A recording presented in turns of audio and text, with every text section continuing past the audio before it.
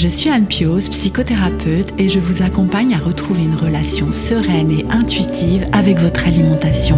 La pleine conscience du pouvoir est un podcast qui vous accompagne à reprendre le pouvoir dans votre relation avec la nourriture, à sortir des injonctions de la culture des régimes et à ne plus vous sentir seul avec tout ça. Dans ce podcast, je partage des outils, des réflexions. Je vous parle aussi de pleine conscience et d'introduire dans votre quotidien plus d'observation de votre propre fonctionnement. Je vous propose également des témoignages de femmes et d'hommes qui vivent ou ont vécu un trouble du comportement alimentaire ou une relation compliquée avec leur alimentation. Leurs témoignages vous permettront, je l'espère, de réaliser que nous sommes nombreux à nous retrouver pris au piège de cette relation toxique. Je vous laisse avec l'épisode du jour. Bienvenue dans l'épisode 76 du podcast La pleine conscience du pouvoir.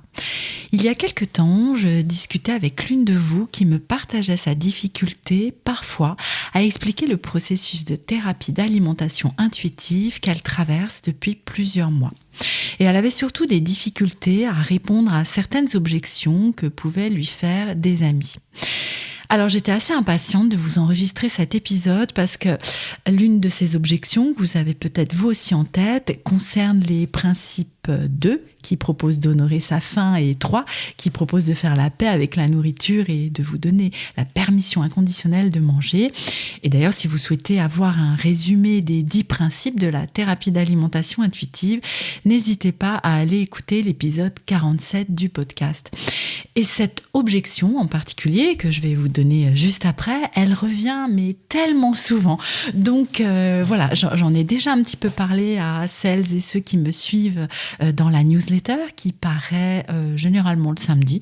Enfin, en tout cas, à l'heure où j'enregistre cet épisode, c'est plutôt le samedi qu'elle paraît.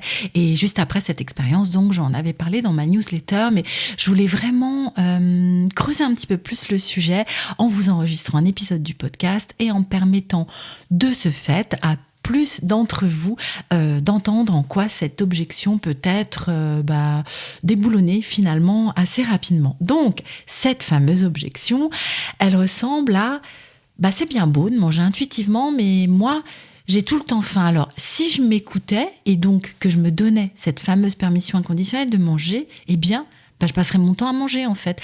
Et puis plutôt des aliments pas très sains, des aliments qui sont pas très bons pour la santé, etc., etc. Alors, revenons dans un premier temps à ce que signifient ces 2 principes. Honorer sa faim, ça consiste tout simplement à manger dès que vous avez faim. Même si vous avez mangé il y a 1 heure ou 30 minutes, même si vous considérez avoir fait un repas copieux la veille ou le jour même si ajoutez toutes les restrictions qui vous viennent en tête. Donner à votre corps l'information qu'il sera nourri dès qu'il en aura besoin est un merveilleux cadeau à lui faire. Bien sûr, cela nécessite en parallèle 2 axes de travail. Un sur le côté physiologique, retrouver ou trouver à quoi ressemblent vos sensations de faim et pouvoir entendre vos signaux corporels. Et 2, deuxième axe, sur le côté mental, en travaillant sur la fameuse restriction cognitive et donc sur toutes les pensées de restriction que vous avez intégrées et que vous appliquez sans même plus vous en rendre compte. Ce sont par exemple des pensées qui vous disent que non, il n'est pas question de manger à cette heure-là ou entre les repas. Faire la paix avec la nourriture, c'est cesser de classifier les aliments comme bons ou mauvais, comme sains ou malsains. C'est les remettre à égalité pour ce qui concerne leur valeur morale. Il ne s'agit pas ici de nier les différences, par exemple nutritives entre les aliments, mais de supprimer cette hiérarchie qui donnerait plus de vertu et de valeur aux aliments pensés comme sains et aux personnes qui les mangent, et moins aux malsains et à ceux qui les mangent. Ce système de croyance vous invite à diaboliser certains aliments et donc à vous les interdire, ce qui va les rendre plus attractifs. Souvenez-vous de l'épisode 9 du podcast sur les régimes, interdire ne fonctionne pas et donc provoquer de potentielles compulsions sur les 10 aliments. Alors je me suis dit que Peut-être vous aussi, vous aviez la croyance que si vous décidez de suivre ces 2 principes, honorer votre faim et vous donner la permission inconditionnelle de manger, eh bien vous alliez partir en vrille et ne faire que manger, manger, manger, comme l'imagine l'ami de la personne avec laquelle je discutais. Parce qu'aujourd'hui, peut-être que vous vivez avec des pensées autour de la nourriture presque tout le temps, peut-être même en rêvez-vous. Parce qu'aujourd'hui, vous expérimentez que lorsque vous vous permettez, entre guillemets, parce que c'est de manière conditionnelle, de manger un aliment considéré comme interdit, tabou, cochonnerie, mauvais pour la santé, trop gras, trop sucré, trop salé, j'en passe et des meilleurs, eh bien, vous devenez incontrôlable. Alors, je vois plusieurs raisons à cela. En préambule, je pense que je vous questionnerai sur d'éventuels problèmes hormonaux qui expliqueraient cette faim permanente ou sur les traitements que vous prenez actuellement parce que certains ont cet effet secondaire de décupler la faim et d'avoir en fait tout le temps envie de manger. Je proposerai donc de faire le point éventuellement avec votre médecin. Alors, la première des raisons, je vous en ai déjà un petit peu parlé, qui vous fait avoir cette croyance, c'est la restriction physiologique. Peut-être actuellement et peut-être depuis bien longtemps, vous vivez au-dessus de vos moyens. C'est-à-dire, vous consommez moins d'énergie que ce que vous dépensez. Et du coup, votre corps et votre esprit se prennent par la main pour vous pousser à manger. Parce que s'il n'y a pas suffisamment de carburant dans la machine, désolé pour cette image, eh bien votre corps et votre esprit, qui sont très bien fichus, vont vous envoyer des signaux pour que vous mangiez. Peut-être que aujourd'hui, ils ont même cessé de vous envoyer ces signaux-là. Et c'est là qu'il va être important de travailler sur retrouver, réapprivoiser ces sensations physiologiques. Alors, je ne vais pas vous dire qu'il est nécessaire de faire des calculs et de traquer vos calories. Vous imaginez bien, ce serait même la pire chose peut-être à faire parce que ça déclencherait d'autres problèmes. Mais l'une des premières choses que je propose aux personnes qui viennent me voir et souffrent de compulsions ou qui considèrent ne pas pouvoir stopper lorsqu'elles mangent certains aliments, c'est d'observer la quantité et la qualité nutritionnelle de ce qu'elles mangent dans leur journée. C'est cet exemple que je donne souvent et qui va peut-être vous parler d'une personne qui n'a pas pris le temps de prendre un petit déjeuner, peut-être parce qu'elle n'avait pas très faim d'ailleurs, ou qui à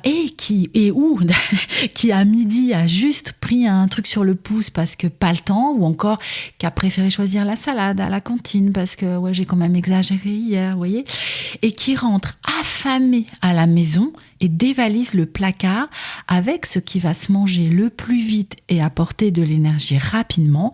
Exemple, les biscuits des enfants qu'elle s'interdit généralement.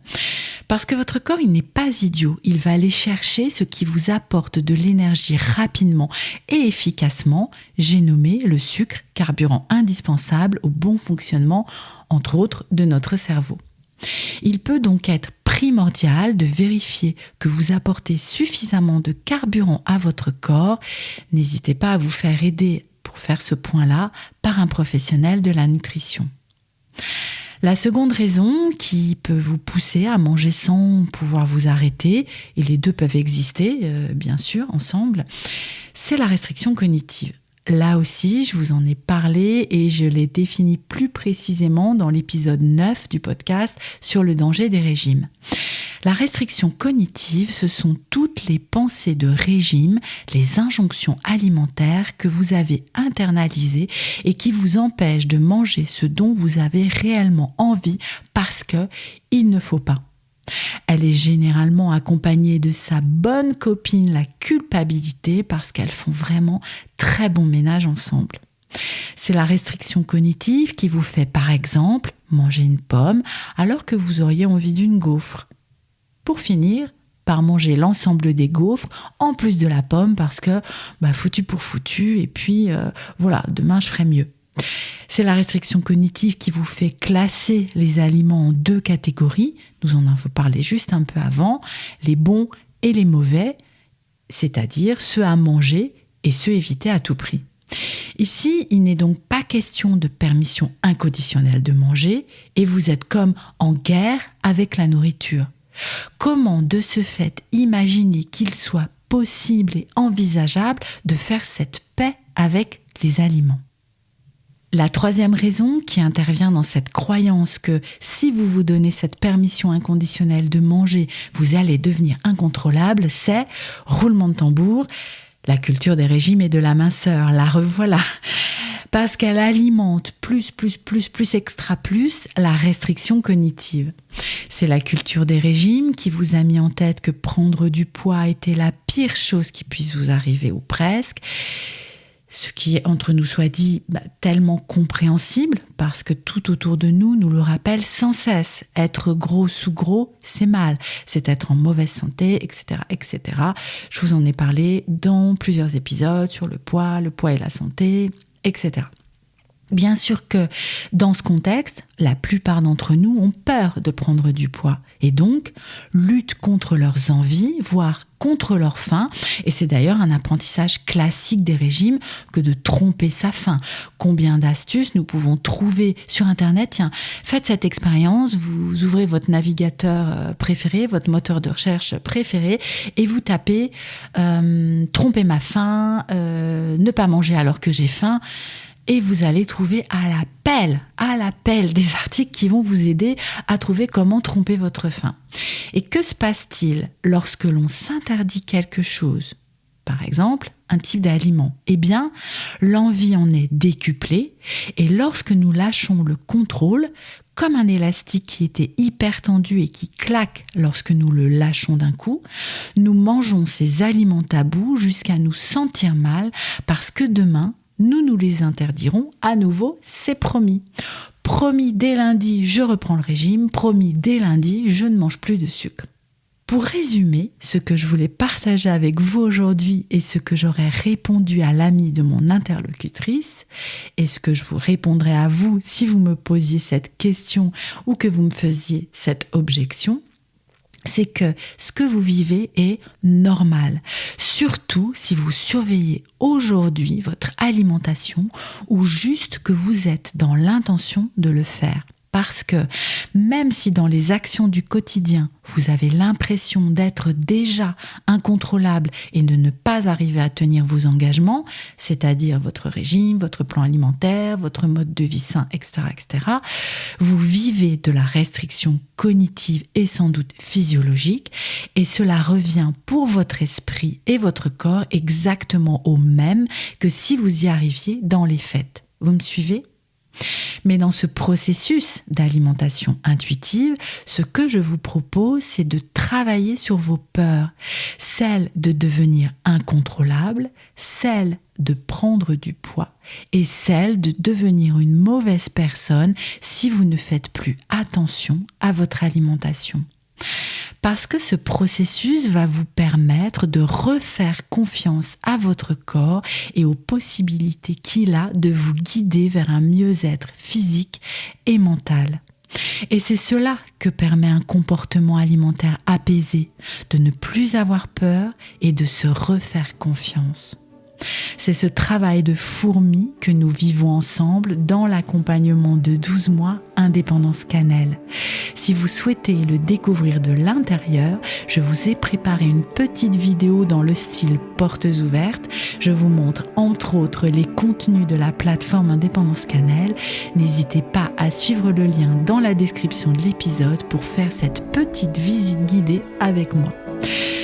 Je vous laisse pour aujourd'hui et pour cet épisode et vous donne rendez-vous très bientôt.